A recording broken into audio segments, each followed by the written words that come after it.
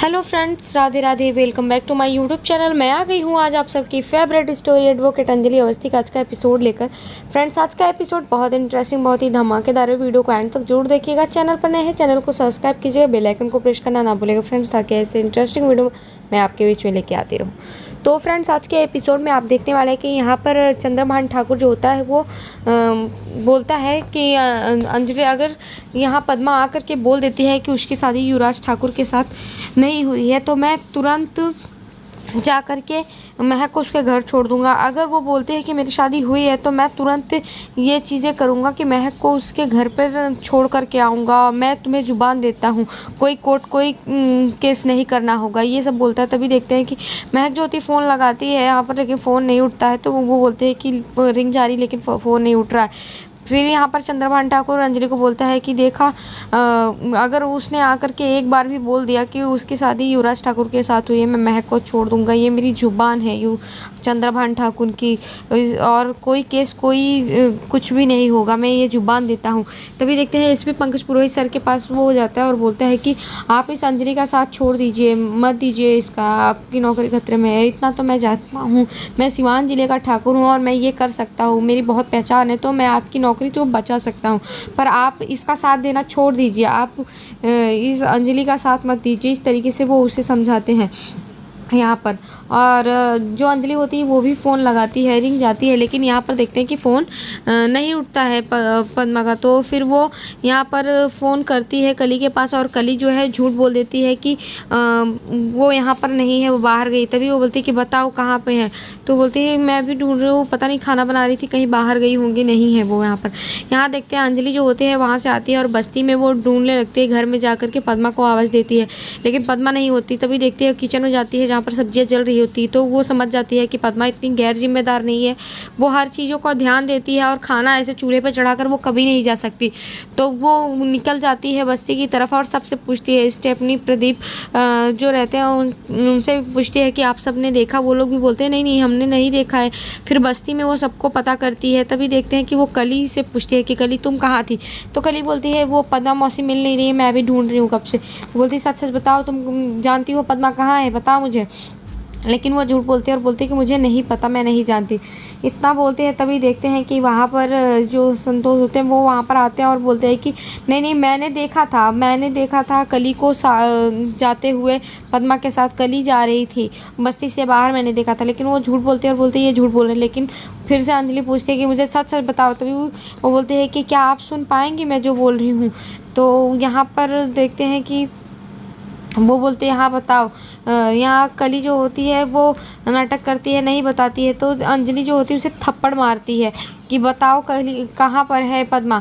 तो वो बोलते हैं कि मारिए मुझे, मैं यहाँ रहना नहीं चाहती, मैं इस शहर के चकाचौंध में पता नहीं क्या हो रहा है मेरे साथ, मुझे समझ में नहीं आ रहा। मुझे बेद बाबू नहीं चाहिए, मुझे कुछ भी नहीं चाहिए, मैं जा रही हूँ यहाँ से।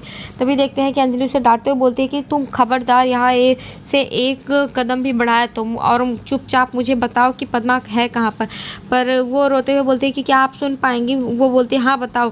तभी बोलते हैं कि राघव सिंह राजपूत और अभय सिंह राजपूत और आरती आई थी और वो लोग पद्मा को पकड़ के ले गए। ये बात सुन करके यहाँ अंजलि को शौक लगता है। तो बोलते हैं हाँ वो लोग उसे लेकर के ज़बरदस्ती गए पद्मा मौसी को।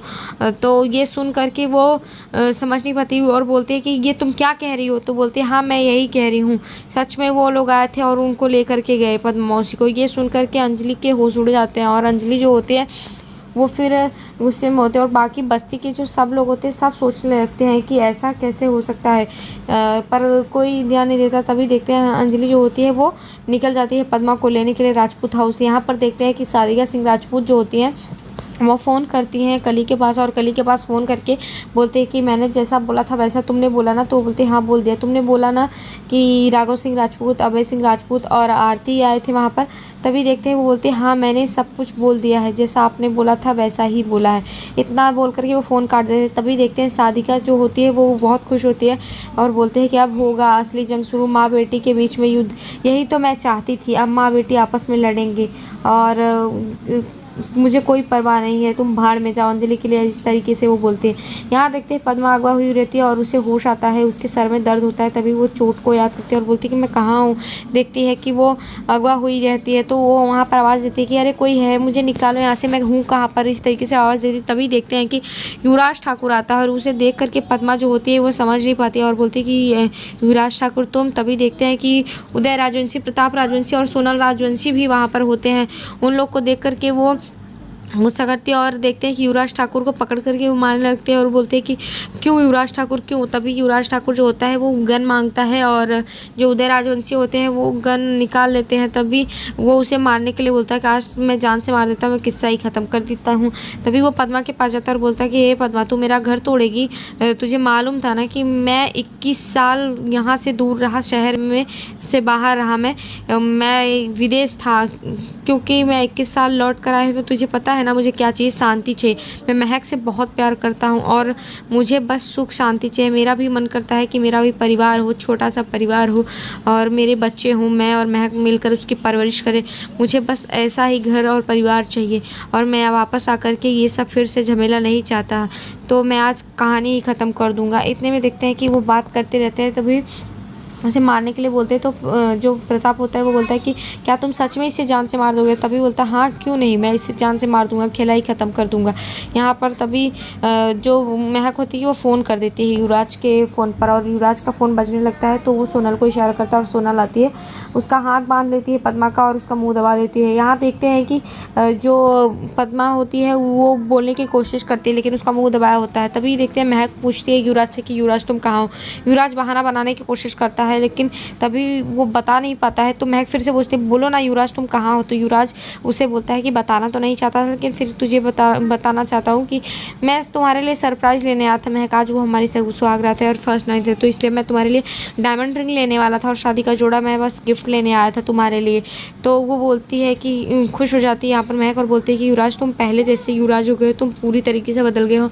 मुझे तुम्हें देख करके वो पहले वाले युवराज याद आ गए जिसने मुझे पहली बार आई लव यू बोला था और विश्वास दिलाया था, मुझे बहुत अच्छा लगा। तभी देखते हैं कि वो यहाँ पर बोलता है कि हाँ महक मैं तुमसे बहुत प्यार करता हूँ, आई लव यू, और इस तरीके से बोलता है और बोलता है कि ठीक है मैं आता हूँ। यहाँ पर बात करता है और फ़ोन कर देता है। तभी देखते हैं कि युवराज जो होता है वो बोलता है कि तुम लोग ध्यान दो और मैं जा रहा हूँ घर पर। तो यहाँ पर जो प्रताप राजवंशी और उदय राजवंशी बोलते हैं कहाँ जा रहे हो? तो बोलता है कि बस तुम लोग इसे देखना, मैं जा रहा हूँ क्योंकि आज वो हमारी सुहाग रात है। तो मैं पद्मा को तुम लोग ध्यान देना और मैं महक के लिए डायमंड रिंग लेकर के जाने वाला हूँ और शादी का जोड़ा लेके जाऊँगा, इस तरीके से बोलता है। तभी देखते हैं कि सोनल बोलती है कि इन सब चीज़ों को छोड़ो, भाई ने आरती के लिए रिंग ली थी डायमंड वाली और शादी का जोड़ा भी है, तो वो सब ले लेना, काम हो जाएगा, इसे देखो। और वो पद्मा के पास जाते हैं। यहाँ दूसरी तरफ देखते हैं कि जो राघव सिंह राजपूत होते हैं और अभय सिंह राजपूत वो लोग जा रहे होते हैं। तो बोलते हैं कि अंजलि पहुँच गई होगी पद्मा को लेकर के, केस चल रहा है। यहाँ पर वो आवाज़ देते हैं शादी का निवेदिता मैं जा रहा हूँ। तो बोलते बड़े भैया कुछ खा लीजिए ना, आप ऐसे कैसे जा सकते हैं? लेकिन वो मना कर देते हैं, बोलते नहीं नहीं मैं बाहर खा लूँगा, मैं जा रहा हूँ, और जाने के लिए बोलते हैं।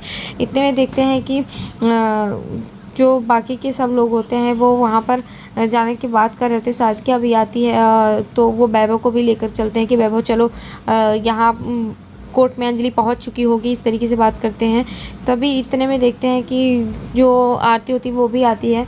यहाँ जो अंजलि होती है वो आ जाती है और अंजलि को देख करके युवराज ठाकुर बोलता है कि आरती आओ आओ तुम्हारी माँ आ गई है, और सब लोग वहाँ पर आवाज़ देते हैं, सब खुश होते हैं, अरे हमारे घर की बहू आ गई, इस तरीके से राघव सिंह राजपूत जताता है। और यहाँ पर अंजलि देखते हैं बाहर दरवाजे पर खड़ी होती है। तभी बोलते हैं अरे हाँ स्वागत करो, कुछ थाल वाल लेके आओ, अंदर हमारी बहू आई है, वेलकम करो इसका। इतने में देखते हैं कि अंजलि जो होती है वो मना कर देती है। तभी देखते हैं कि जो निवेदिता चाची होती है वो अंजलि को अंदर आने के लिए बोलती है आओ ना अंजलि। अंजलि मना कर देती है कि मैं नहीं आऊँगी। तो बोलती है ये किस तरीके से बात कर रही हो माँ आरती, इस तरीके से पूछते। तो अंजलि बोलते हैं कि तुम चुप रहो, मैं इसी तरीके से बात करूँगी, और तुरंत सवाल करती है कि पद्मा कहाँ है? तभी बोलते हैं हम लोग क्या जाने, पद्मा को तो तुम ही लेके आने वाली थी ना। तभी बोलती है कि नहीं मुझे सब पता है, तुम लोग गए थे, अभय सिंह राजपूत, राघव सिंह राजपूत और आरती, तुम लोग गए थे और पद्मा को लेकर आए हो ना, पद्मा कहाँ है? लेकिन यहाँ पर कोई समझ नहीं पाता और ये सब सादिका समझ रही होती क्योंकि कहीं ना कहीं ये सादिका बोलते हैं ये क्या बोल रही हो?